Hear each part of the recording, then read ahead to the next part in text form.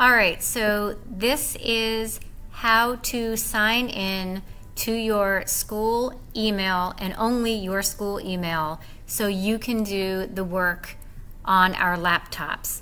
A lot of times students will try to do a Google form and they'll say that they don't have access to the Google form, and 9 times out of 10 it's because they are signed into another email besides their school email, or they're signed into more than one.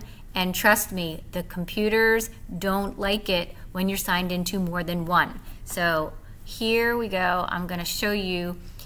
So when you go onto your laptop and try to sign in, see how I have like way too many different emails, but that's besides the point. Here, this is the only one right here. It says J. Osger, not all these other ones. I am signed out of all of those other emails that I have on Gmail.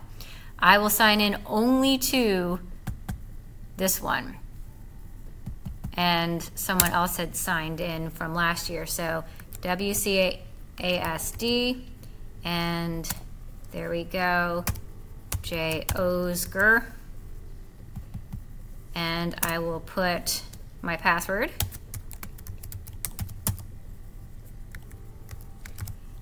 And sign in.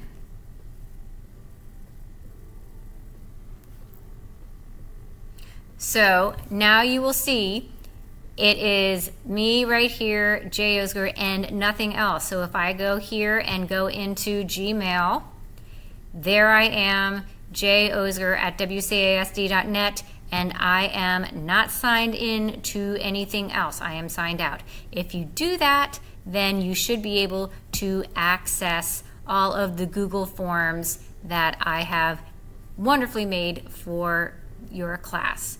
If you have any other questions, you can ask me, but usually that is the problem. Thanks a lot.